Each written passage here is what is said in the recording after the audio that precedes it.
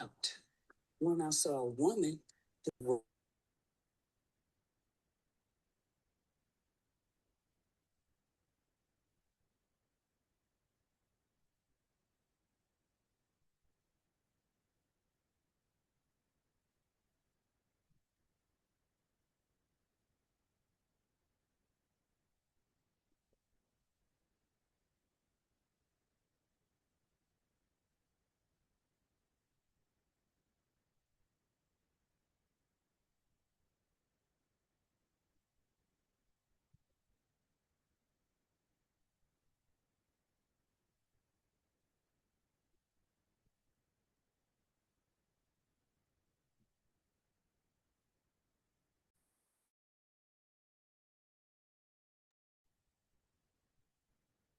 Assalamu alaikum. Walaikum assalam. How goes it? It's going. All right. This is a good thing. Everyone. Alaikum. Well, Yep. it's going. Did you do your walk this morning? No, I didn't get it this morning. Okay. Yeah, I have a class that I teach early in the morning on Sundays Okay. to a group not even here in Mississippi, but Okay. and everything. So I didn't. My time wouldn't afford me to do that because I kind of keep myself on a schedule, walking, come back, get my breakfast, and do this and that. Right. Yeah, and I don't like rushing. I hear you. Yeah, but I try to go as early as possible because this heat saying, look, I'm in charge right now. Minutes and then Yeah, it's rough. I remember I was talking to Rafa Muhammad about scheduling Imam Muhammad to come here. And of course, it's been years ago. And so Rafa said, Tariq said, as long as it ain't during the summer season when all that humidity is here. Man, yo, man, it'd be at nighttime. It still feel like you're in the hundreds at night. Oh, I know. I know. Yep. Yeah. So, Mom, Adam, are you how did everything go on Thursday? And you kind of back to yourself yet? Alhamdulillah. Well, Thursday, well, it was an eventful day. Well, yeah, I guess I'm back to Okay. myself. And just still reflecting on things and reflecting on my life and that kind of stuff. Mm-hmm. That was a brother I talked to about 2 or 3 times a week, and don't have that source to go to bouncing off of. So you know how that is. Oh, you have no idea how well I know what that is. I mean, there are times where I really don't know who to talk to. Mm-hmm. So I do. I understand, man. Yeah, then he'll call me with stuff. Hmm.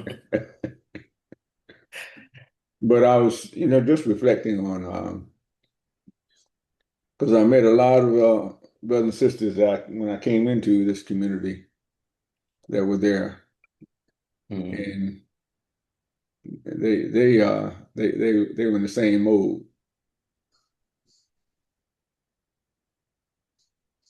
And they talking about, yeah, we had named you Adam B.R. Shakir.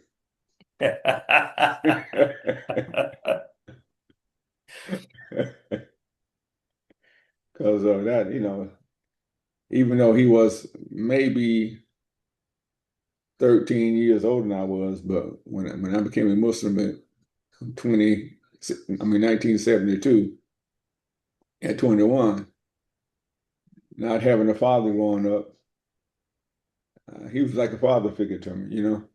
Hmm. And so, and looking back at the things that were accomplished under his leadership, and especially the school. That was the thing we had. So, and regardless of what people say, there was not a school in North Carolina that had produced what we did in terms of graduates that were accepted at major universities at 16 and 17 years old, you know. Mm-hmm. So how would you say he was able, through his leadership, to bring that about? Because you told me he was not a classically educated person himself. Well, think about it. I guarantee you the people that started Harvard were not educated. Mm, some of the people who were involved in getting Harvard had some education. I know, but the The money most of it was religious education. the money behind it wasn't educated. It was wealth that was built up, and someone donated the money for Oh, education. I agree. I agree. But you know, That's it what I'm was talking about. one of the Adams who was a Presbyterian minister. I can't remember if it was John Quincy Adams or one of the others that was because Harvard was basically was a school to educate people to go into the ministry when it started. Okay, all right. But and most, if you go back in the day, most uh, universities were not, and then don't get into HBCUs. Right. They were I not, know. right? Right. People that believed and saw the need for an education. So that was his spirit. Now, what Okay. he was a ferocious reader. All right. But then when he uh, when he was 17 and he was working at a factory, and a couple of the brothers that he was working with, he told me the story. They were Muslims, and he didn't know anything about that. So brothers would come through from, let's say, from DC, and would come on the job site and talk to them, and he'd be listening in, you know. So based on those discussions, those interactions, Hmm. he accepted the teachings of God Muhammad at 17. And they would hold meetings at people's houses and things of that nature. So about 3 or 4 years later, um, they decided to start a community, a temple. And they said, well, we need somebody to be the minister. And they said, well, Irvin liked to talk, let him do it. You're 21 years old, right? So when it was official, he got a letter from Donald Raj Muhammad and told him to take the position until I send Hmm. somebody to relieve you. And that was one of the orders we had. Take charge of this post until properly relieved, right? 25 years later, no one relieved him. So he said he used to wait on the letter to be relieved. It never happened, you know. So I guess ever dropped off on there. So he would do that. So he was telling that story, right? Hmm. And then in 71, they decided to start a school. I think it was 70 or 71, a year before I became Muslim. And then when I accepted the teaching of Muhammad in 71, and I was just turned 20. It might have been first part of 72. I wasn't quite 21 yet. And I just I said, this is what I need. This is the guidance I need. This is support our needs. So I stayed in there. And there were others that did that stayed in there. So that legacies was passed through him. And that school, because he took one position, we got to support this thing, we got to pay the teachers a living wage, you know. Mm-hmm. That motivation meant, brother, we sold bean pies, carrot cake, fish, donuts, whatever we had to do to put money in the school. And that's the spirit that we don't have anymore, to sacrifice and do those kind of things.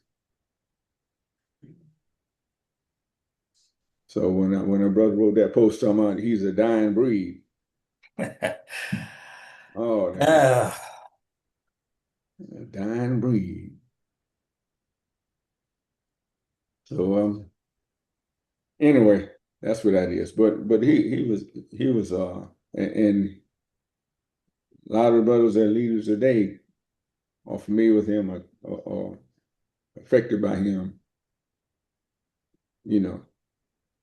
So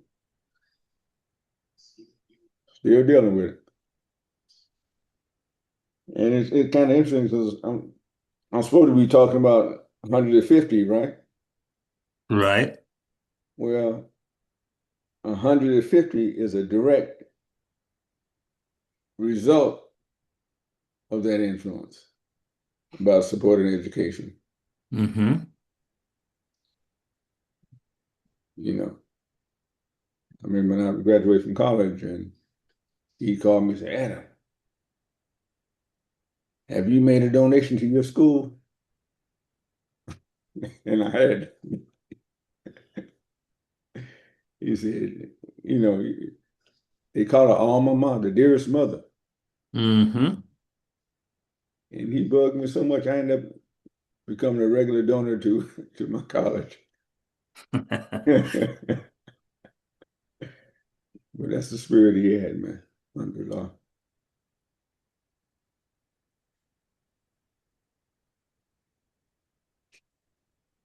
So,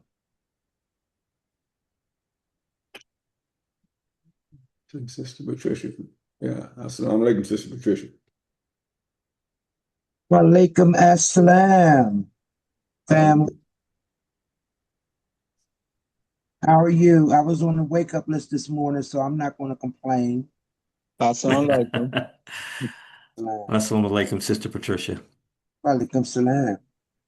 Yeah, that Adam and I, well, we were all just talking about Imam Shakir in Winston-Salem. And, you know, Adam had talked with him on last Sunday, right, Adam?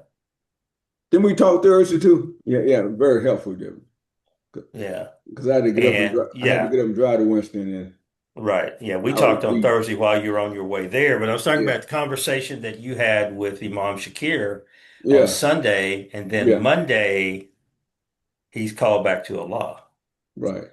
Oh, Yeah, yeah. I talked to him Saturday and Sunday, as a matter of fact. Okay. may Allah forgive him all his shortcomings and grant him a high station in Jennifer Durst. Alhamdulillah. Yeah. Oh, wow. What was his age? 88, 88. Okay, he lived a full life. full life. And did a lot of good work too. That I'm trying to get people not to discount.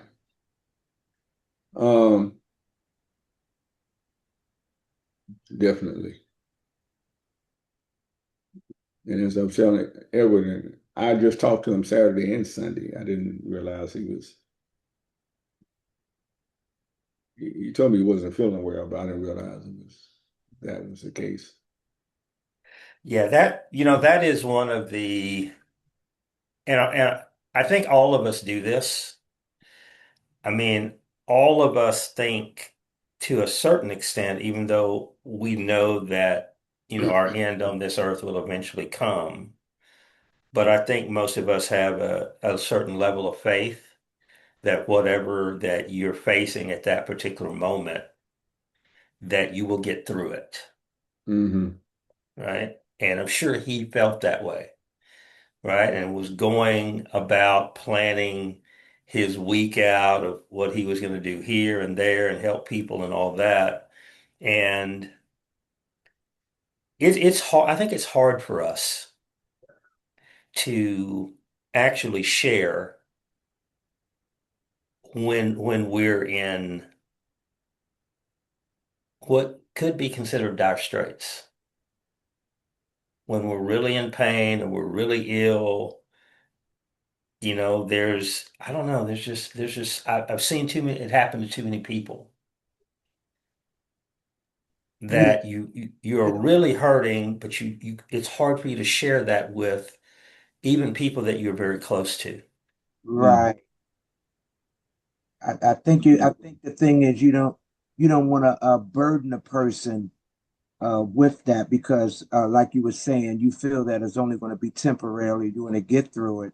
So you just don't want to put that on another person's plate, so to speak. Yeah, that's a tough one because, you know, I found out this week that a friend of mine that I hadn't spoken to in a couple months, in that couple of months' time, they passed. Mm-hmm. Didn't know anything. I didn't know anything about it. Mm-hmm. You call a couple of times, you don't get a call back. You figure they're busy. And next thing you know, somebody is telling you so and so's gone, Mm-hmm. Mm-hmm. right? And then a close friend of mine that I grew up with, beautiful woman, Christian, retired school teacher, school administrator. She's a year older than me. She had contacted me right at the end of Ramadan. And we talked for a long time. I know her whole family, from her mother and father through athletics and school, little town that I grew up in. So, I mean, like I said, I've known her since I was 9, 10 years old. So she called me after Ramadan and she had an interest in learning about Al-Islam.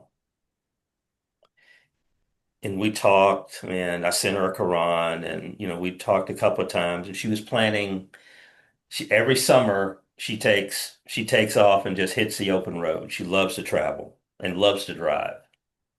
So she was going to come through Dallas, spend 3 or 4 days in Dallas.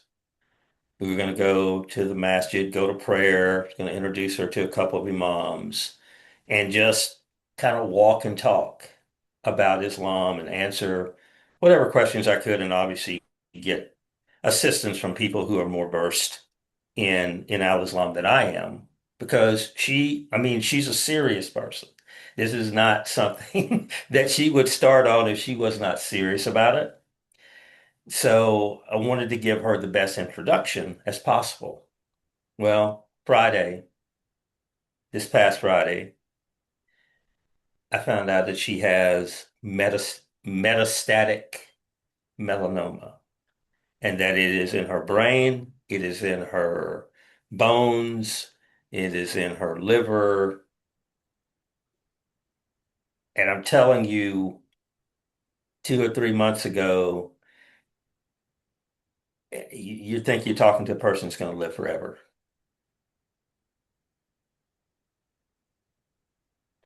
And that's just how quickly things can happen in this life. That's right. Oh, so sad. Mm-hmm. One thing, thinking back on the conversation we had, there are certain things that he wanted to see done in the community. So he'd always call me up and, like, we had the state imams meeting um last weekend, a conference call and a Zoom call, and he wanted to make sure that there were a couple of agenda items that we had taken care of, and So one was we have some money in the bank, and his thing was we need to buy some CDs or money market or something like that. So I went to the bank here locally, and they wouldn't do it without a corporate resolution, you know. And so I passed that on to our president and treasurer and then secretary. And it hadn't been done yet. So he said, "Y'all do it yet?" I said, "No, I haven't done it yet." And he was always a stickler on that.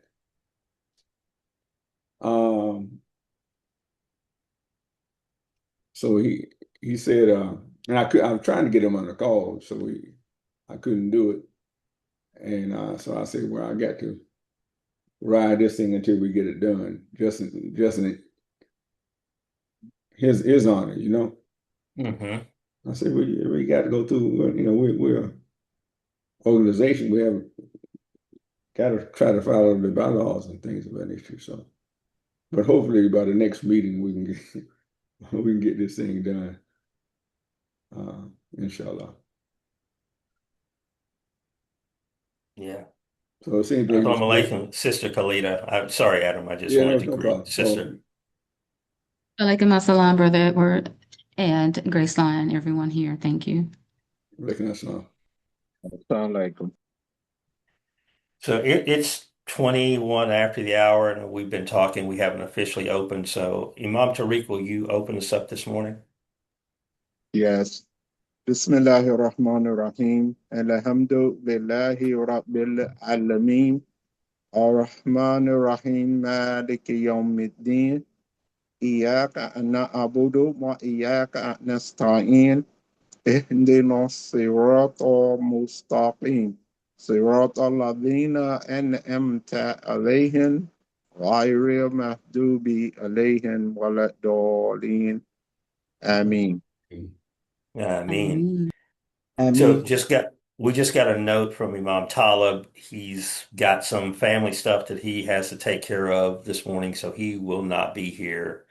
Haven't heard from Brother Omar Muhammad.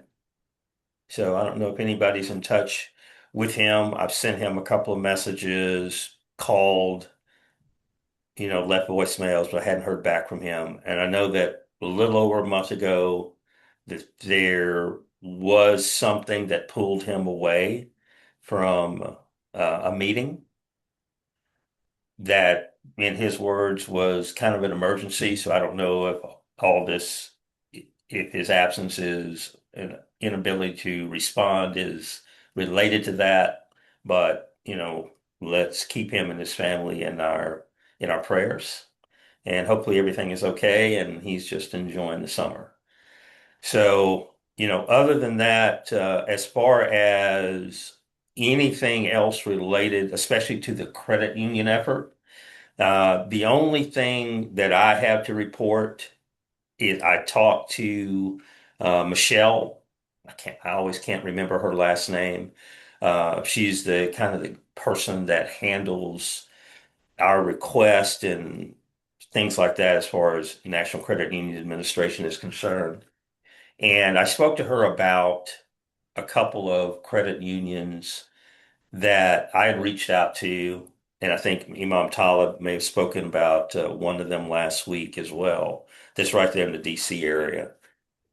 Just about getting some updated information on credit unions that might be open to or in a situation where they could use, for lack of a better phrase, some new energy. And she's going to try to help out in that way of, looking through the reporting that's been done. And I think the next annual report that comes up that covers all the credit unions under their watch doesn't come out until September, October. I think all the stuff has to be in by September 30th. And probably they would publish something or whatever in their monthly meeting in October. But she's going to do what she can, she said, no promises on the timing, to maybe pluck out a few that look like they're on thin ice that we might take a look at. I told her, don't give us the absolute worst ones. But, I did give her some idea of areas of the country.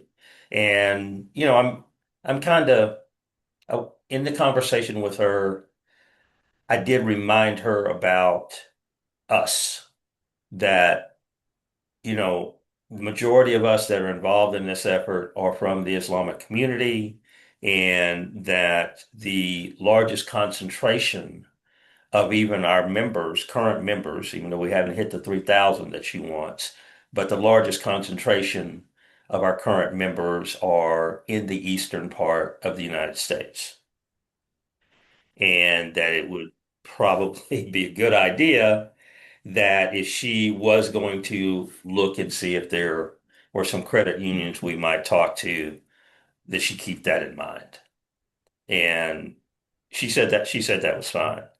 So don't hold your breath. I'm sure she has a lot on her plate anyway, but you know, what I have been doing, reaching out to these credit unions with an email and a follow-up call or whatever, limited results on that. I mean, the one credit union that's there in Raleigh Raleigh, North Carolina did respond that they wanted to talk to us about the financial education program that we have, but that's the most positive response that I've got. So that's my report for this week, and anybody else has anything to add or whatever, the floor is open for comments, questions, so on and so forth. Yes, I just want to add a note.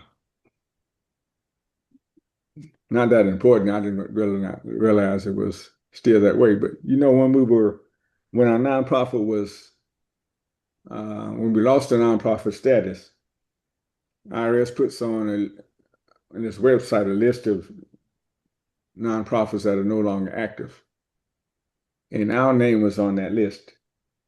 So I got a letter in about a week ago from IRS saying that, hey, they are officially taking our name off the list, and that they do it, I think, once a week or once every other week. So if it's still on the list, it should be coming off. And I checked and I didn't see it, so maybe it is. Okay. I don't know if that's important, but it It would would be. Yeah. So we're supposed to be not on that list anymore. So Okay. That is the lag time. That's interesting that they have that much lag time, because it's been over a year. Well, It's been almost 2 years. Is that not correct? Since we came off?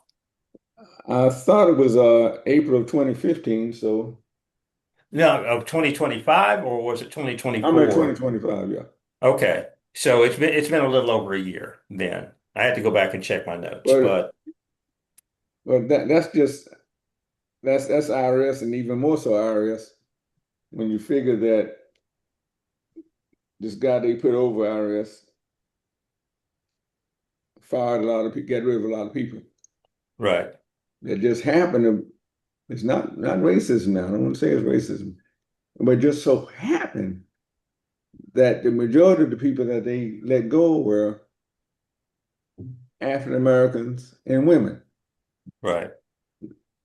Now, for you universal people, you might say, well, you got to quit calling racism. So until y'all come over to a better term. So racism / sexism. Yeah, exactly. Until they come up with a better term, I will not use that. They won't beat up on me anymore. Right. No, And I'm I would sensitive. say it. I would I'm say it. I sensitive. mean, Yeah, I'm sensitive to that because my mother retired from IRS mhm. after having to move around the country to get promotions.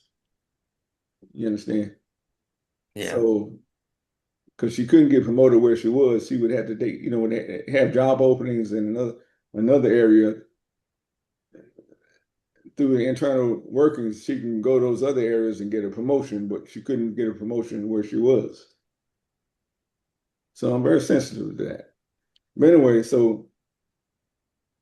and also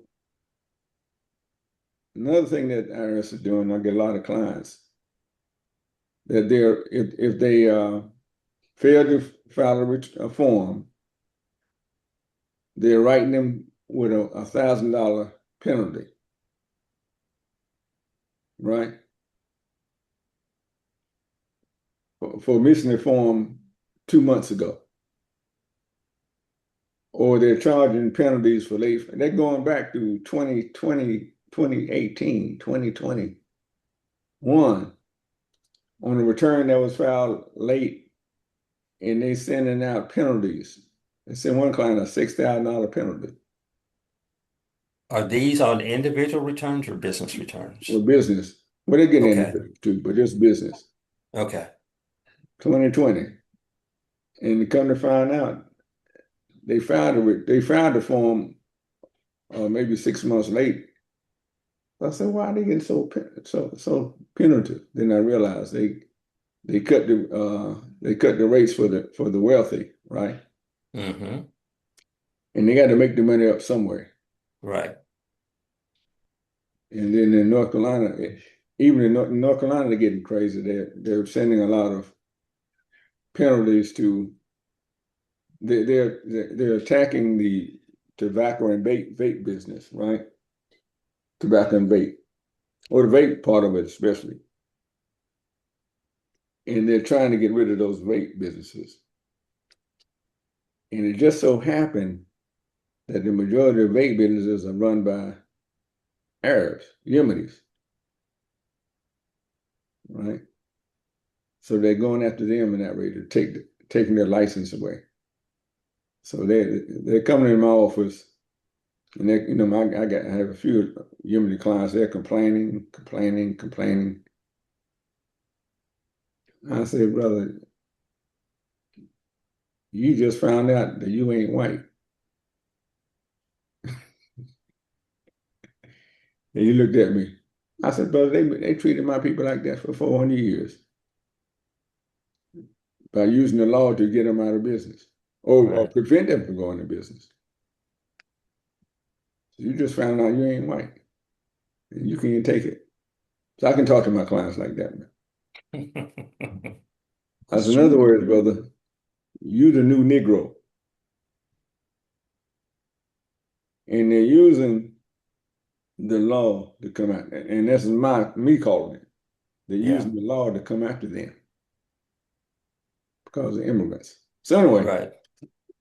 we can try to spin it as nice, but that's the reality. That's the reality. So sorry about that. Good. I turn it back over. No, that is the modus operandi, as you said, that they've used against our race of people in this country for centuries. At least we could say for the last 150 years, since supposedly we were supposed to have equal opportunity or whatever. Might say 200 years, that create a new rule that makes it a little bit harder. Create a financial barrier to entry. I mean, all of these different things. I mean, we're all aware through our family histories of these particular type things happening. So yeah, it's a little surprise to me that they're now doing it to any other somewhat successful group of people who are enterprising, whether I agree with their enterprise or not. But if these people were acting within the law, current law of the land, and they were becoming successful, which makes them less needy on people who seem to have a very strong desire to have people need them, that they're going to try to create some means to bring these people back to heal again. So they need me, and they got to come Right. ask me for permission to do this and do that and whatever, and pay me tribute to give them permission to do that. Mm-hmm. And it with me, I've never wanted to run for elected office. Never did. And now in my own decision, I'm aged out of that. I'm too old. But I wish that my mind had been such in my 30s and 40s that these particular type issues, excuse me, were more important to me Right. because we don't have, for the majority of our elected officials who happen to look like me or somewhat like me, don't seem to have the mindset to anticipate all of these hurdles that are constantly being thrown up. It's not like they're not transparent. These people don't hide the stuff that they do. They don't hide it. Not anymore, anyway. I mean, they haven't hid it from the time that I was in high school. I could see the stuff they were doing when I was in high school. And yeah, they're more open with it now But, than they were 40 years ago or 50 years ago. Dang, I'm getting old.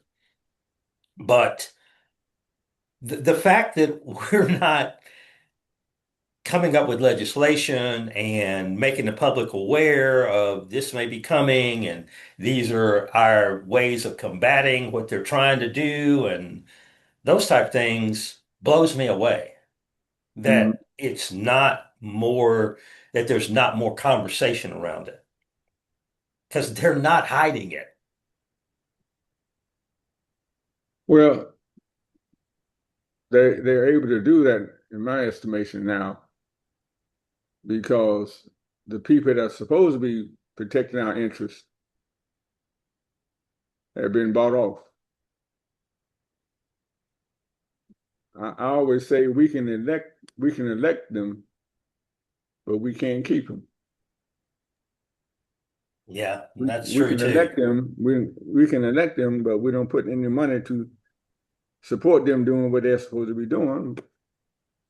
So the money interest groups buy them off. Similar to what we see with AIPAC in the issue in the Middle East right now. Most of the Democratic leaders are supported by AIPAC. So they in effect are not able to speak out on the injustices that they see coming on that part of the world because their benefactor happens to be supporters of the Israeli genocide efforts. Right. It's interesting that you bring up APAC. I was listening Saturday, and I'm pretty sure this was a live broadcast. I don't think it was a replay, but it was Imam Rashad, and he was on AM 360. So anybody that has knowledge of that, it said it was live, and I just happened to catch part of his presentation. It may have been a replay. I don't know, but he was talking about the Jewish community and their very unbalanced control of certain things that go on around the world. And he hit on a number that I'm very well aware of, which is that there's less than 15 million Jewish people in the world, the whole world. There are 8 billion people estimated in the world.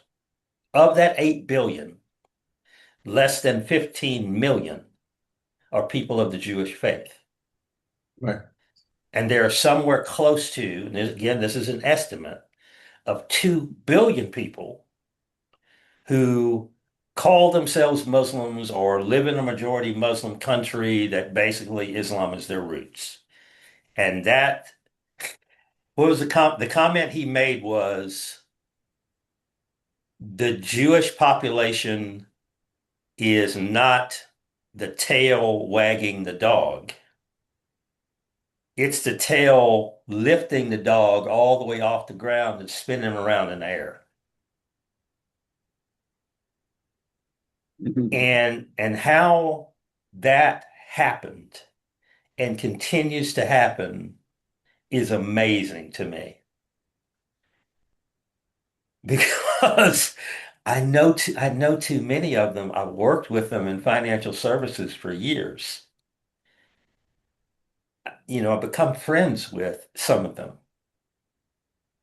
They're not that smart.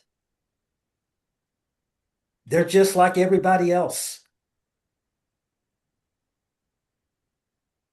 They struggle, they succeed, they have a good family, they have a broken family. They're no different than anybody else. Mhm. But people put them on this pedestal and lean in every time they open their mouth to speak and think that you have to bow down to making sure that they're okay, that they have as much unleavened bread and whatever that they need. I don't get it. I've never understood it.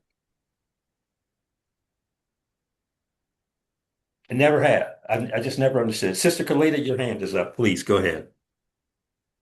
So like I also work with a Jewish lady, and one of the things that I noticed about them is she had a young girl. I was teaching elementary school at the time, but she sent her daughter off to boarding school to be raised outside of the school system in a Jewish community. So one thing about them, they're very protective of their culture. Their children go to Jewish schools. They attend, events, and they socialize them at a very young age. Even in her regard, she was a teacher. She could have kept her daughter, but she sent her off to boarding school. I believe she was at sixth grade on up to be socialized with her peers and grow up in a Jewish family. And I say all that to say they also own a lot of things and have done for a long time. And so that's one reason why they have much more than other people. And on top of that, as you said, people still believe they're the chosen people of God. So they get that privilege as well, but they definitely secure their education for their children and those four components of the business, education, culture, and government. They don't depend so much on America as other people do. They have their own culture within a culture. And I'll stop there from my observation. And see the thing about culture within a culture, I applaud them for that. That to me, that's a redeeming quality. It's like my friends that are Polish or my friends that are Native American.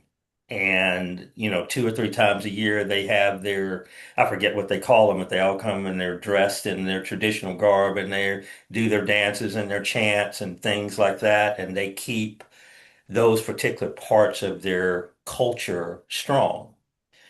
So when I think about Native Americans, for example, and what they suffered through in this country, how they continue to suffer in this country. Some of it is self-inflicted, drug addiction, alcoholism, things like that, that anybody will tell you probably comes from the trauma of what they lost. So you got that, you've got the African American population. There's not a person of the Jewish faith worth their salt that won't remind you of their captivity in Egypt and all that stuff, right? And, there's a body of African Americans that will remind you of 400 years of chattel slavery. So, what separates us from them as far as suffering? Is it just a myth? And to me, it is a myth of God's chosen people. And Sister Patricia, you put that in the chat, and that's why I kind of bring this up.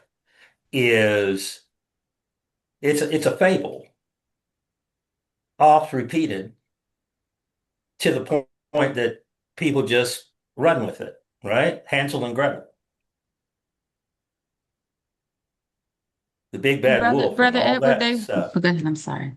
No, I was just going to say that there has been abject suffering by many groups in the world over the history of mankind.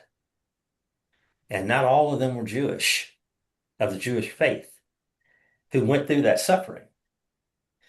So while I don't minimize it, and I'm one of the people who 100% believes that the Holocaust happened, and I feel for the people who lost their lives, the people who survived it, who had their families destroyed, and things like that. I feel for that.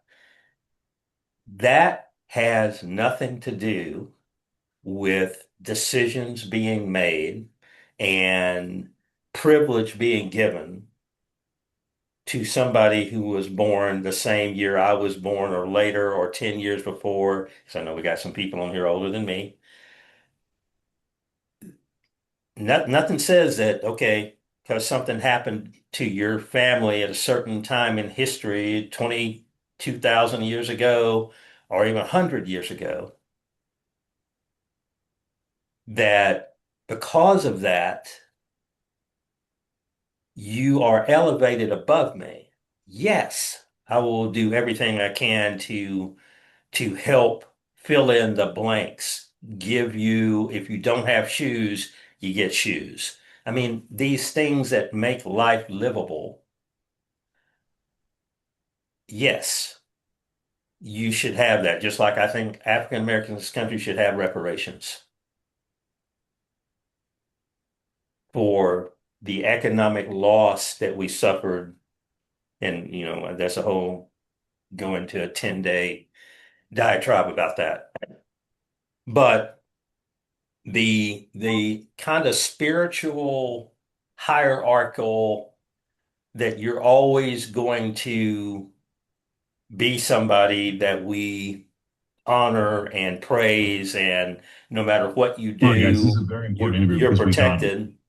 we've got the producer I of what don't we call the I Muslim. don't get that. I don't I don't get that. I will never get it. I'll never get it about any people. And anybody who's ever talked to me knows that there's a point in time when I think African Americans have to stop using slavery from 300 years ago as a crutch and putting their hand out and going, please help me. So I don't get it, and I don't understand why people that we put in positions of leadership don't think practically and pragmatically, and especially around the idea, all the concepts and ideas, everything that's included in Al-Islam, that past history, you stepped on my toe, you stepped on the monkey's tail, whatever, all of that's considered, but it has to be considered and it has to be acted on through the lens of the Quran, and to a lesser extent, the Sunnah of the Prophet.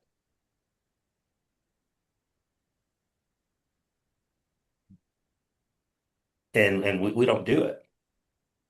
I mean, and I'm not saying the Christians, Church of God in Christ, should be jumping on the Quran and following it. I'm not saying that. But if if they have true moral basis, then the actions that they take should not be that much divorced than the actions that we take. There can't be that wide a gap. But as Adam said, money talks and everything else bakes brownies, I guess. Because they're definitely being bought off. Sister Kalita? That was a very good one. That's some baked brownies. But I wanted to say, as far as me being grown up in our community as being a Muslim, I think Muslims have a problem with assimilating and exerting themselves in other areas. We get this spiritual connectedness and spiritual complacency. And I don't know if it's just because we're just so caught up in the roles and of the man and the woman, or building family and community life, which we still struggle with. We kind of are not very much active in our overall community progress. We just, even the Christians outdo us.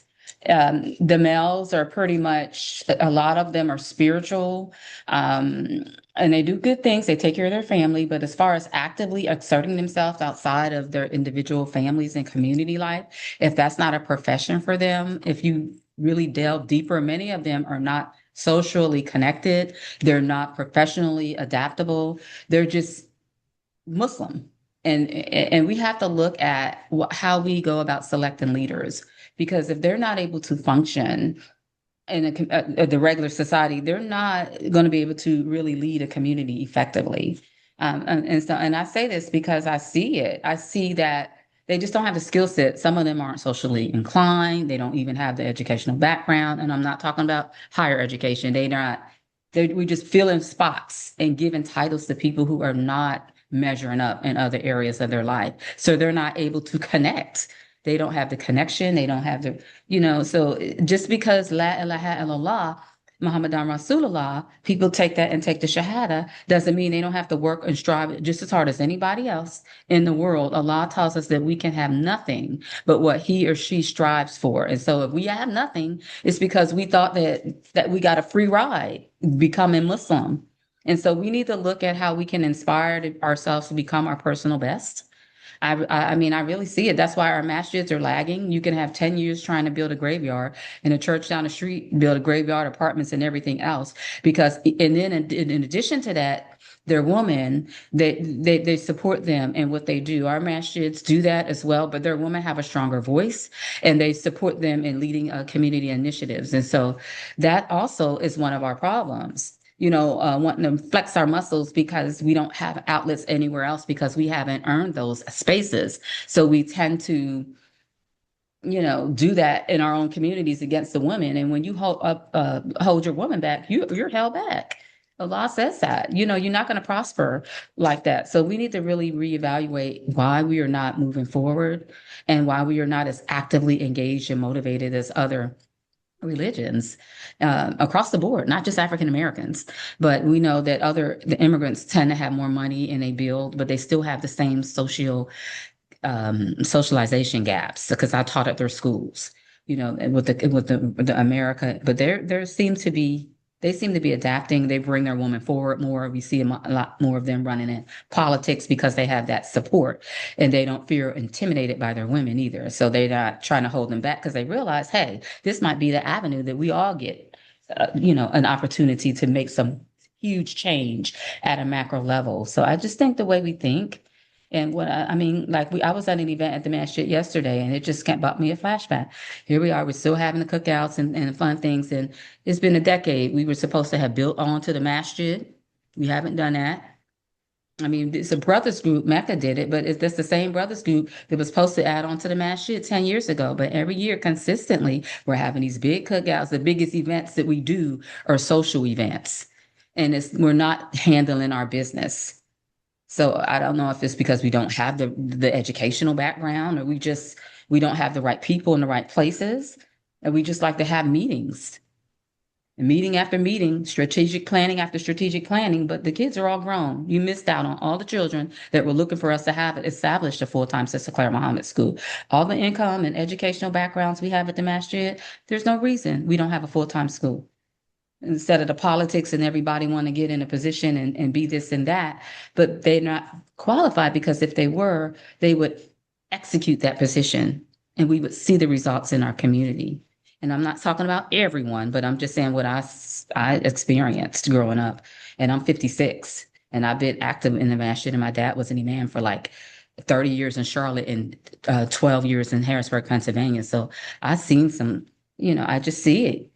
because I was able to go to college and experience and being in other communities, I can see the difference. I even went to church for a minute with a couple of my friends, and just a different spirit of development and moving forward. And they're not shy to, maybe because we have a stigma sometimes. I think going out in the community, we don't know if we're going to be accepted. We can't be really flourish or something, but we need to, any other thoughts? We need to put our fingers on it and become our best selves and move forward heavily or lightly equipped, like it says in Quran. I don't know. It's interesting that you said one of the last things you said about this hesitancy to engage because we fear we won't be accepted, right? So I was flashing back to my time when I lived in Atlanta and I was working for Cigna. And in my indoctrination class, people that were in the new hire class with me, there were two Jewish men that were in that class.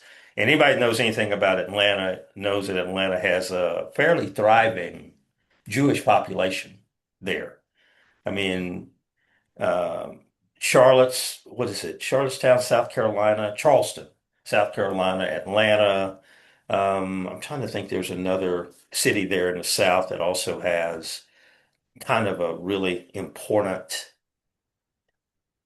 Jewish population. But Atlanta had a thriving Jewish population. But the majority of people that worked in that regional office of Cigna that I was in were Protestant or Catholic. And in forming relationships within that group, and then once we had our team assignments, so to speak, and this happened even when I was in college. The groups that are kind of on the exterior, like they're small in number, and you could put the Jewish population there.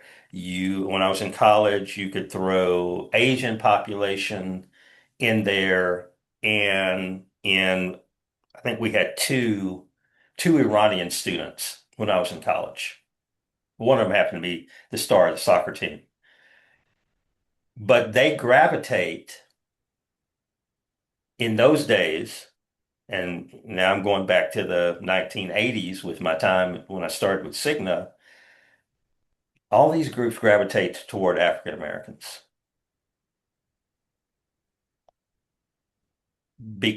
And I never asked the question, and maybe some of you have an answer for why that happens, why they see us as a beacon, or at least they did see us as a beacon for anybody who is an outsider.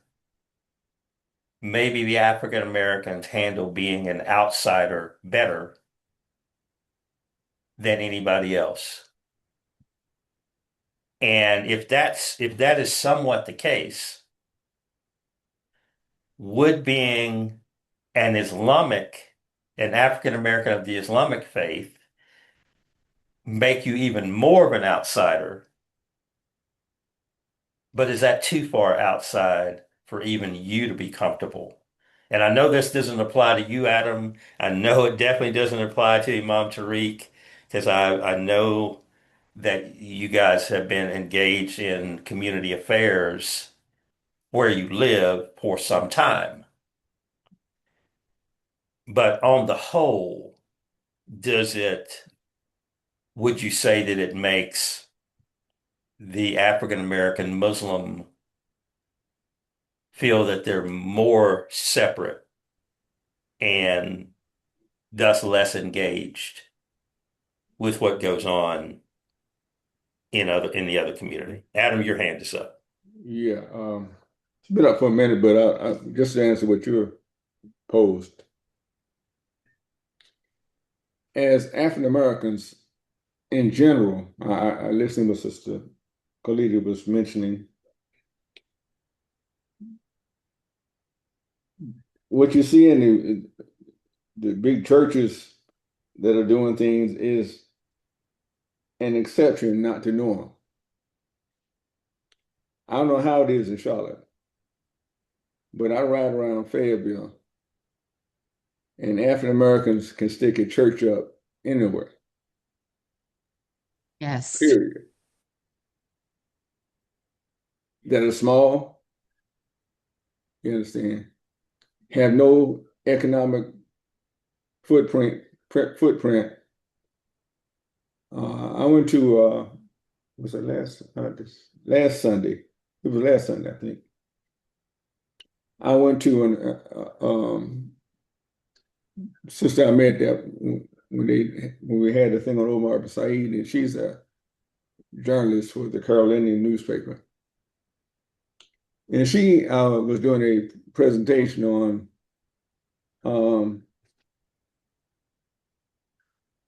African American soldiers, and I forgot the guy's name. But anyway, she invited me, and it was at a church at 11 o'clock. And I said, what kind of church is that? Now I went there, it was a church service. And there were 9 people that came as a result of her presentation, to see her presentation. If you take out the 9 people that came because she invited them, there were probably 6 or 7 people that would have been there. And it's an older church, nice sized building. But that's it. You understand? So what you described, Sister Kalita, in terms of the Muslims, is not a Muslim problem, it's an African American problem. It's an African American Exactly. problem. Yes, You sir. understand? So that's not anything that Islam is putting on us, but what Islam is putting us, or what we are told is Islam, is the thinking of Islam that has infiltrated us in our community. That is not even working for the immigrants who is pushing that stuff on us. You understand? So when I again, I go back, when this Imam put on our Imam blog, ICBNC blog, that Imam Urban is the last of a dying breed, that's not anything, a tribute or any news to it. That is that is an attack on the leadership that we have in North Carolina. That you can put that in as a dying breed when we look at his life, just his life alone, what he's done, what he has, having the Sister Clara Muhammad School, that before that was Muhammad University, and struggling, and having the people like myself and others that were sacrificing to put that school there so we can teach our own. And you're saying that's a dying breed? What you're admitting to yourself is saying your leadership can't produce that. Now, that's the way I took it. You're really condemning your own leadership that you can't produce that. Why? Because you think there's something wrong with what happened in 1971, before Imam Muhammad came to leadership. And you were discounting everything that took place before, when Allah tells in the Quran, the rivers, the wombs that bore you. There's also a hadith by the Prophet ﷺ says, those that were foremost in the old way will be foremost in the new way. Is that a good hadith? Let me know if I'm saying something wrong now. Has anybody heard that hadith? I'm speaking to everybody online. I have not. That is a new one on me. Could you repeat it? And is there any context around it? Those that were foremost in the old way will be foremost in the new way.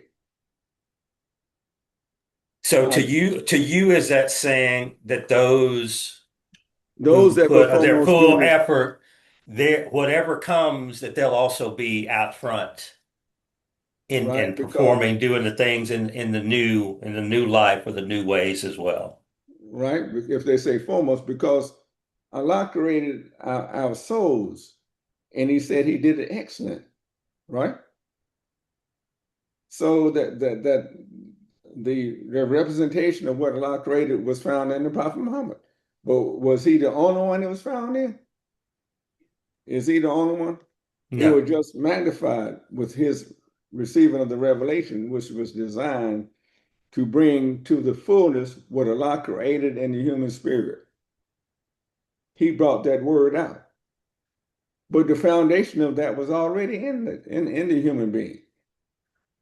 It's just some it didn't develop, it didn't nurture, right? So getting a better understanding of the Quran that was given to the Prophet, that was passed on and the Imam brought out to us, getting a better representation of that, which was designed to develop our souls in the proper direction, in the proper way, was built and placed upon a human being that was in the environment before that came. It wasn't anything new. The human soul wasn't new. He didn't create that human soul for the first time when he revealed the Quran to the Prophet. It was already here. Is that right? Yeah, that's right. Yeah, that Thank you. is right. That's what Thank we're you. learning. yeah. It was already here. So that understanding of the Quran was to develop to make that soul better. And it was that way with all the revelations that came about.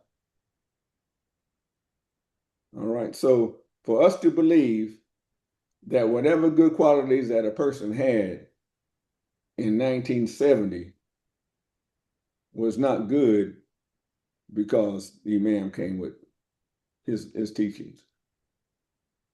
No. It was built upon something. Yes, they should have kept that. They should have kept it. That spirit. We have it. It's still alive. I want my We just school. don't. I wanted my children to go to school. I wanted this and that. And I Well, know it's that their all of us system. show me why when I go other places I don't understand. And it's very disheartening to me to watch my father go 30 years as an imam. And we built a masjid from ground up. And I have to admit, he was frustrated. I know Imam Mufti Muhammad was frustrated, but he did it fi sabilillah. They didn't complain. And But guess there's too what? much politics. There's too much wanting big eyes, people wanting to come in and have a voice and don't know what the heck they're talking about. And we listen to every single person and sure bane who to death. And 20 years later, we're still talking about the same thing and we haven't built. That's a problem. And I've been on the trustee board, so I know behind the scenes some of the things that go on. And we have to get structure and we have to move forward because other people are no more intelligent than us. We look around, the whole Sugar Creek is built up, and we still are the only ones that have not built on our land. And the brother said we can Well, get guess whatever what? that domain, eminent domain, if we keep sitting around and having these social events. And I speak up. I'm not talking behind anybody's back. I speak up. And I speak to the leadership, and inshallah, we'll be moving forward. And I'm just not talking. I've dedicated my life to service in the masjid, and whatever I learned in school, I brought back. I've been teaching at Sister Claire Muhammad schools almost 20 years. I served 2 terms on the trustee board. I'm on the imam staff when I was married and a single parent. I never stopped because I believed in it. We were going to do this. We were going to do this, but there's too much politics and too much petty stuff that goes on, and we do the baby things, and we miss fight over crumbs, and we miss the whole pie. Okay, Bismillah. Sister Yes, Glee, sir. Help me. Yes. I feel the same way here. One thing I can share that Imam Irvin told me. And I asked him, I said, when did the school close? Because I saw there was a run from 1978 to 1985, where they sent graduates from Claire Muhammad School in Winston-Salem to major universities at 16 years old, at 17 years old, right? And I asked him, I said, when did school close? And he said, soon after they forced him out as imam. He gave me some good advice in 2000. He gave me some good advice. When I was forced out as the imam in Fayetteville, 4 months after we opened the masjid up. Wow. Say it again now. Built a masjid from the ground up, the first one in our community in North Carolina to be built from the ground up. I didn't know that. All right. Stuff a lot. Yes, sir. Thank you for that information. They raised so much, whatever. I sat down, and naturally I was feeling bad. I talked to Urban. He said, do not leave the masjid. Do not do what I did. He said, I left the masjid when that happened. And it was just probably a year after he did that the school closed. Right? So I said, okay. And I sat down on the floor at the masjid and had to endure khutbahs on Friday now against me. They didn't call my name, but I knew they would talk to me. But I never left. And I sat there. And I thank Allah he gave that information to me, because if I had left, I'd have been real bitter. But I did. I did. So again, I'm saying we are our worst enemies. It ain't got nothing to do with the Caucasian. I can't blame him. I can't blame them. You had Caucasians in Fayetteville that were more excited about us building the masjid than some of the people in the masjid. I go down to the building department for City of Fayetteville. And some of the Caucasians in there say, he said, Minister Adam, Reverend Adam, when y'all gonna have it built? Does that sound like they didn't want the masjid built? No, they were so excited. We had we were trying to get our occupancy permit. And they said, well, because y'all disturbed so many trees, you got to build 20 trees, new trees. So on the day we had our first Jummah at the masjid, they came out that morning to give us our occupancy permit. And the Caucasian female that was there to inspect that, she stood at our masjid door and looked out at the front of the masjid in the field. We had probably planted, I think we planted 5 trees out there. And she turned around and looked at it, and she saw 20. Yeah. Alhamdulillah, that forward thinking, yes. And maybe Allah saw some of them big grass blades, which I don't know, but she gave it to We were in the masala coming in, and the brothers hadn't hung up the doors that go into the no, we were in the lobby, and going into the masala, the doors that were hung up were on the ground.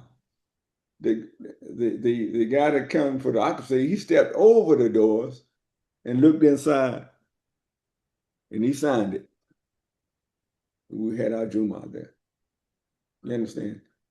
So a lot, in my estimation, I could be wrong. I mean, I'm not getting too, I don't want to get spooky like Sister Khalidah's accused some of us of being. But I was spooky that day. And he signed it, and we had the Jummah. All right. So after that whole process, and we had designs to we have 4 acres of land now. We have designs to build a strip mall in front of it and build an annex on there that would be like a uh, small gymnasium type. There's still the plans, but we couldn't do it for whatever reason, because people being what they were, too much of their results of our past, they start fighting each other, and they start fighting each other. Mhm. So we've been there, Sister Kalita. So I just say, continue on, continue to push. And see, that's one thing that Urban said that people took exception to. When you use the word push, how is that taken? They take it as though you're push means you're going against their will, right? That's what he did in the first resurrection. We pushed him, we pushed him. Well, if you go smoothly, you won't have to get pushed. Sometimes a hand placed in the small of the back to move somebody forward is exactly what they need. Push. That slight little push. And they resist the push. They resist the push until they have the experience that the push gives them, and then they're the happiest person in the world, whether they thank you or not. Well, they'll say, boy, I'm glad we thought of this. Yeah, exactly. So no, we don't want to leave no dinosaurs. If it's bred, it was bred for a reason. And I would rather be bred by Allah and this messenger than be bred by somebody of this world. Ameen. Alhamdulillah.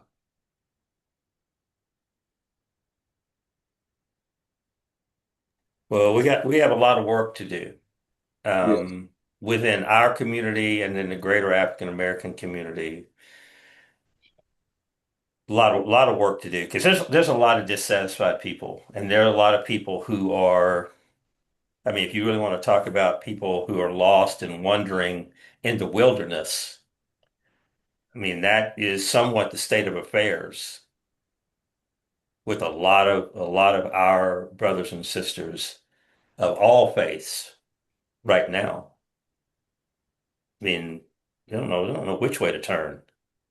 The wind's blowing them all different directions, and you know, our saving grace, or one of our saving graces, I should say, as African Americans, is over the last, say, 4 centuries, we've been forced into resilience.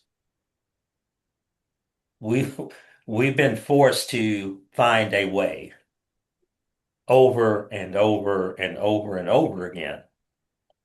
So that is something that I can't think of a generation of African Americans that I know of that, you know, difficulties have skipped that generation to the next one. Every generation has gone through difficulties that were not suffered on lots of other people. So that resilience has been transferred. There's been no time for that part of the DNA to die off.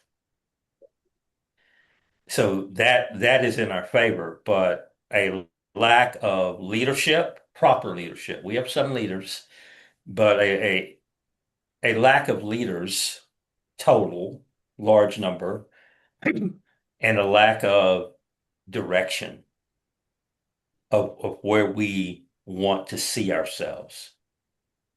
And I mean direction that you feel you can talk about, that you're not afraid to say it out loud,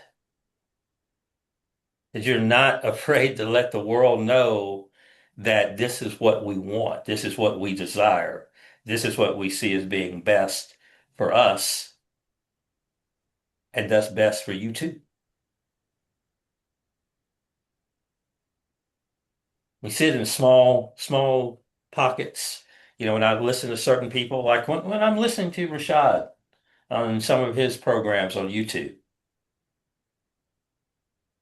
I mean, there's a certain depth and a certain clarity to a lot of the things that he talks about. But even I think he has to pull back a little bit because he has to keep it somewhat in the spiritual realm and not really dip into things that we need to be doing in our communities to make just regular community life better. Yes, because that's what people want to hear as well. And it's good. It makes us feel good and it is relevant. We need our spirituality, but it's a conflict of interest when it comes to the material manifestation of that spirituality. It's not supposed to just stay spiritual and we're going to just die off, not going to have anything to leave for the next Safala. I'm not going to speak that, but we don't want that to happen. And we just don't have sustainable communities. At some point, it has to materialize from spirituality into being motivated to go do what Allah inspired you to do. Well, that's what Allah leads in the Quran. There has to be a marriage of the spiritual and the material. Yes, sir. There has to be. You can't, like I say, you can't stay spiritual. Allah says, what was that? In the Quran, I think Allah says, if the earth were populated with angels, he would have sent an angel as a messenger. But the earth is populated with flesh and blood, mortal human beings, not send one like them as a messenger of God. Right. I mean, that's clear to me. Right. Yeah. And right now, what is one of our greatest needs right now? What was taken away from us as African Americans? Our ability to produce for our own material life. That's why they called us spooks. Come on now, that's why they called us spooks. Yeah. Because we had nothing material, no material content, whatever, to do that. And as long as we were talking about the spiritual stuff, the Caucasian wasn't concerned. When did they become concerned? When we started to try to get material manifestation. Right. They didn't. When did they blow up? They didn't blow up churches. The only time they blew up churches when them Caucasians from up north came down to protest with us. Long as we were just in there with. That's why you got so many churches in town right here. They ain't worried. They're not worried at all. But we can't talk about doing for self because that's not universal. Man, what the heck? That is the most universal thing. Well, not for us. We talk about doing for self. Stop for Allah. But that's our nature. Well, that's that. Before we came over here on the boat, and after we got here on the boat, our nature has always been to do the things that were necessary for our own survival. We were forced into it they thought they were forcing us into it here. It was already ingrained in our ancestors to do those things. You didn't have to have a gun at your back and a whip hitting you 3 times a day. Those are things that our African ancestors are already doing. Right? That part of it, to me, that part of it in our DNA has never left. What's messed up is our heads. Exactly. It's not only hasn't left our DNA, it hasn't left the DNA of any of Allah's creation. Right. And the way that got us this way is through what's in our head, our thinking. Yeah. Or we've been fed with. And that thinking and that being fed that way wasn't just fed by the Caucasian. Our immigrant Muslim brothers are feeding us that too. Mm-hmm. That's why I told you the other day when the brother came out doing a khutbah, after khutbah, the brother told me, Brother Imam, there is no race in Islam. And I told him, I said, I'll tell you what, brother. You go back over there with them immigrants that told you that lie and ask them, can you marry their daughter? You'll find race real quick, won't you? It's come to no race in Islam. What does that mean? That's not even in the Quran doesn't even say that. The Quran scouts it with a field full of flowers of all shades and colors. What's that phrase they use in Quran? Is it different in kind and similar in variety? Which one is that?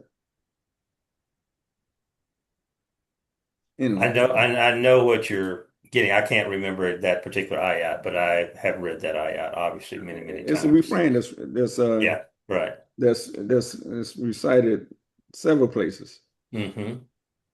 right? Show the hold on, I've got my little Quranic search on here. No. But anyway, it's in there. So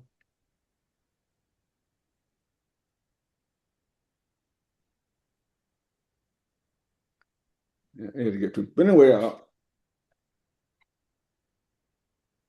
we shouldn't become so enamored with race to the fact that we become racist. You understand? Yes. But then again, we can't really be that kind of racist in America because we ain't got no power. So the Caucasian can be racist and affect our living. And I told one guy, how can I be a racist? You understand? If every African American business owner wakes up and refuses to hire a Caucasian, how would that impact the Caucasian economic situation? It wouldn't. They would notice it one bit. So we're racist with no power. Yeah. I hate to be that. And since we don't control, we probably control less than 3% of means of production in the United States. If we decided to take our money or our $1 trillion that we collectively earn, or whatever it is, 1.3, $1.4 trillion that we collectively earn, working at whatever enterprise, job or small business or whatever, and we decided we were not going to spend it with Caucasian or even Arab or Asian business owners, we would have nowhere to spend our money. True indeed, true indeed. And if but if we decided to do that, and let's say we miraculously sacrifice and start spending our money with ourselves, Mm-hmm. and it's going to take us a minute, but it would help. Yes. It would It would help force to the point that us. one day it will be something. See, Right. It would force us into being productive. it will force us to be productive. So we have to be, that's considered racist, which is not. Then we have to institute certain things. Just like, my Yemeni brothers, he was in my office complaining, right? He takes the money that he makes in his store and send his son and daughter to college to be doctors and lawyers and whatever, right? He'll take the money that we spend in the store. I had one just call me. He just bought a shopping center, right? A strip mall. And I thought about that. Where did he get this money? See, we are told that his government or somebody from his land gave him the money to do that. But you know where he get the money from? Before he had it, African Americans had it. Right. Because they're his customers. Yeah. So we underwrote everything they're doing. Don't realize it.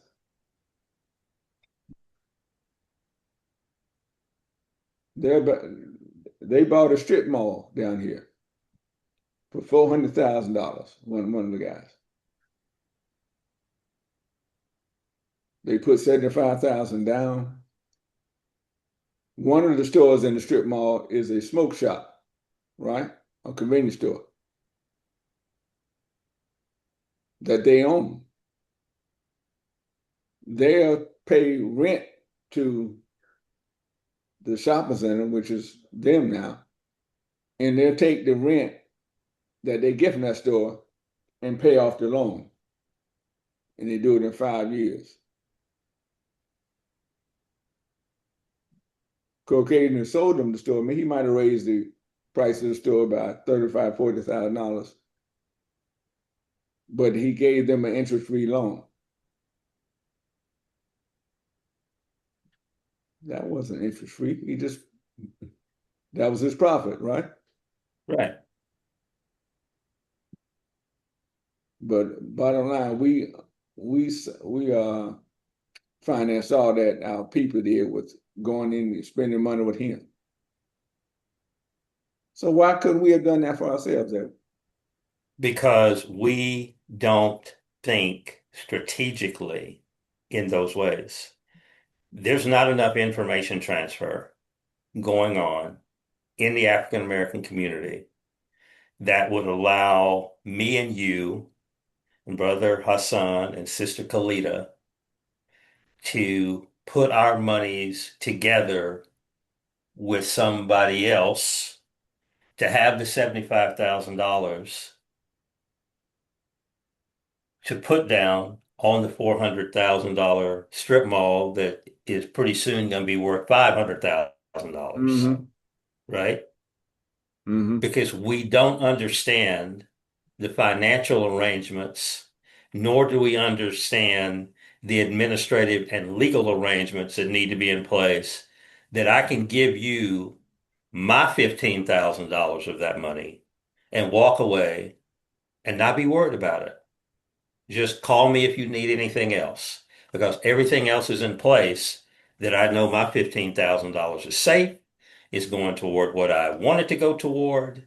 And if anything happens, if it's the plumbing or the electricity or the roof or carpet needs to be replaced or whatever, an assessment, call me and let me know in enough time that I can plan for that too.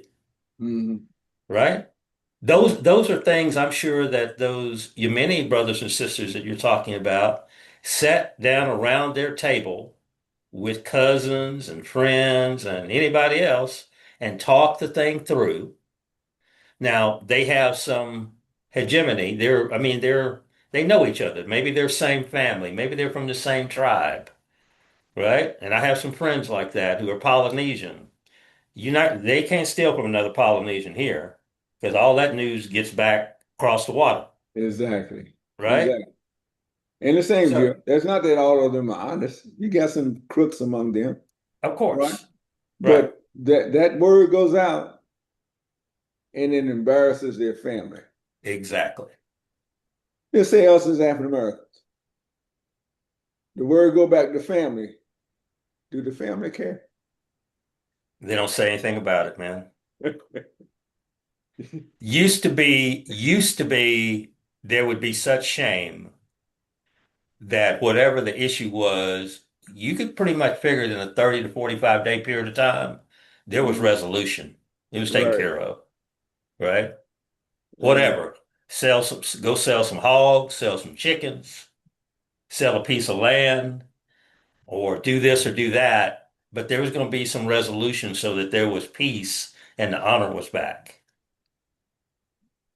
And that just goes to show you that the moral chain that we did have that kind of protected us during the bad times of slavery has been loosened. So now Yeah, we have even less to protect us. right. But I Remember still, I said, I don't believe that it's a huge step for us to get back to some of that.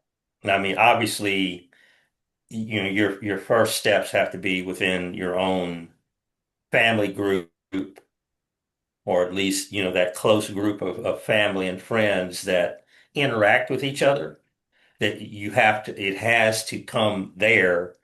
And then from those individuals who are strongly embedded in that particular way of living, that has to spread to the other groups that they touch. That they speak openly about this. No, you can't do that.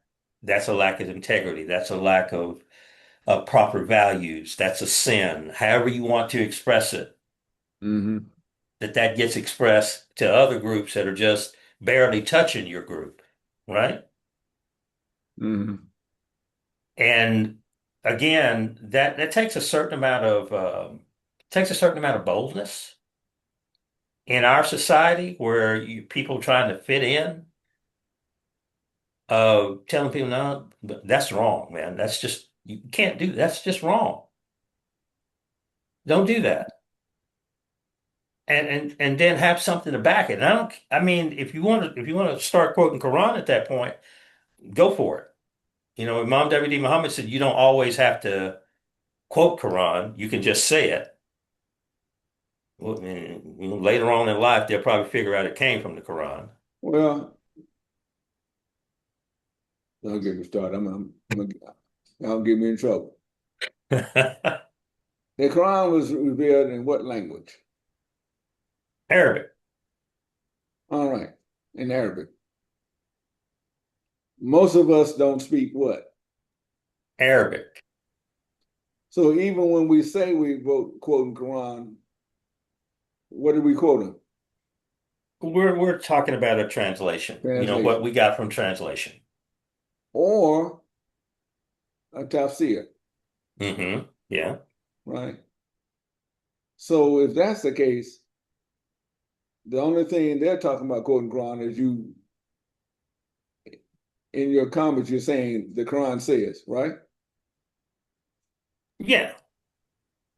So if no one ever says the Quran says in that particular engagement, how do they know whether I'm quoting the Quran or not? They don't unless All they right. give deep thought and then have more learning, Exactly. because Exactly. they would never figure out that it came from a particular source unless Exactly. they knew that source enough to compare it to other sources. Right. Right. So long story short, you got to know it on your heart. You understand? And if your heart is right, and your heart is what is moving you to say what's good, it's from the Quran. Yeah. Yeah. And someone that takes the time to say that up front every time they say it, doesn't mean that's from the Quran. Because that's that particular person's tafsir, which might be wrong. Would you agree?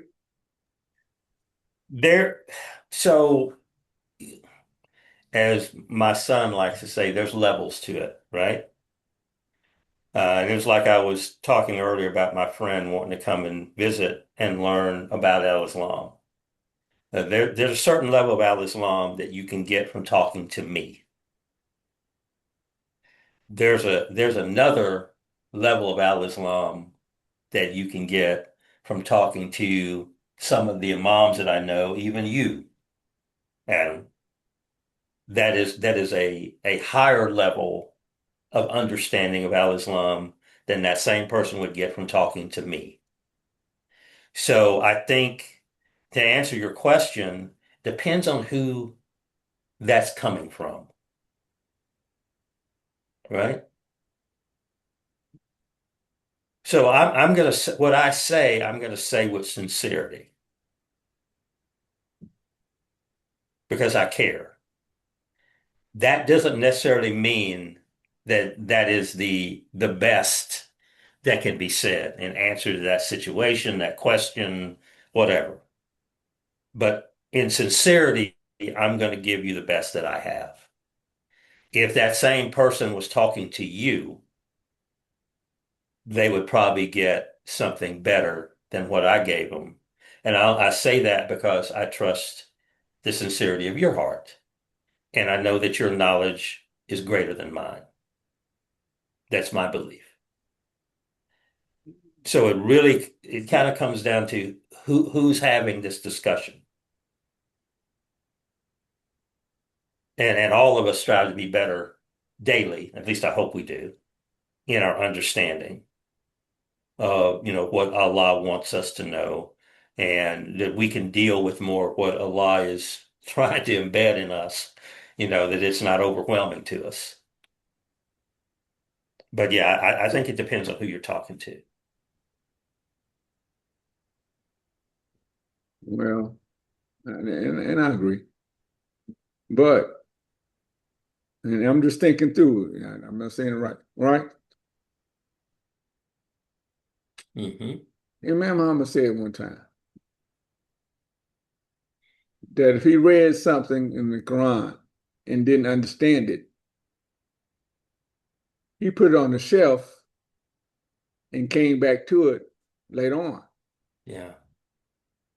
So what happened between the first time he read it and then when he picked it back up and read it? My answer would be Allah happened. Who? Allah subhanahu wa ta'ala happened. Oh, okay. And he grew in understanding. Yes. Okay. All right. So don't shortchange yourself so much. I'm not saying you don't have you don't try to uh, grow in the religion or whatever, but don't assume all the time, especially if you don't know the person. Don't assume. Sometimes you might just have to put it on the shelf. Oh, I agree. I And I go agree back with and pick that. it up. Oh yeah, and I have All to right. I have to do Okay. that. I personally have to do that all the time, All right? right. So And don't that assume. comes in discussions I have with many, many people in our community and outside our community, within our community directly about al-Islam, outside our community on issues of faith and personal responsibility and things like that as a whole, because I'm coming from a particular perspective.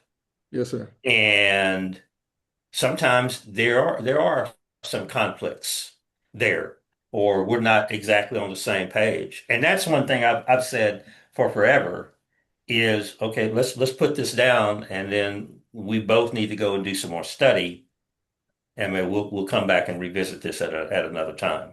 Yes, sir. Because I mean,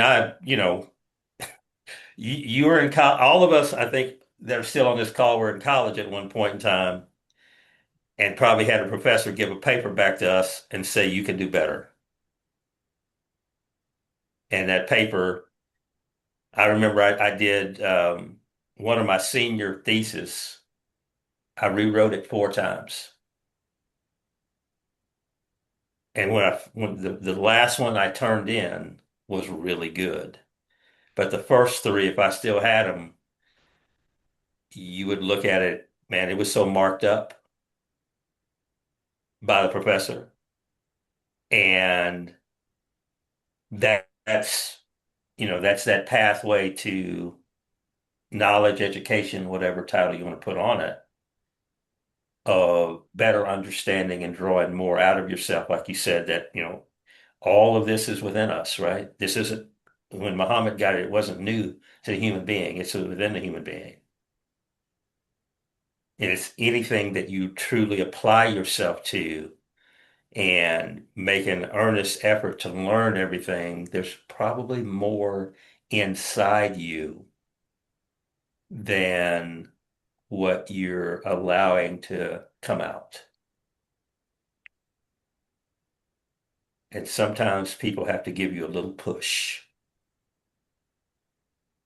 Alhamdulillah. to get you there.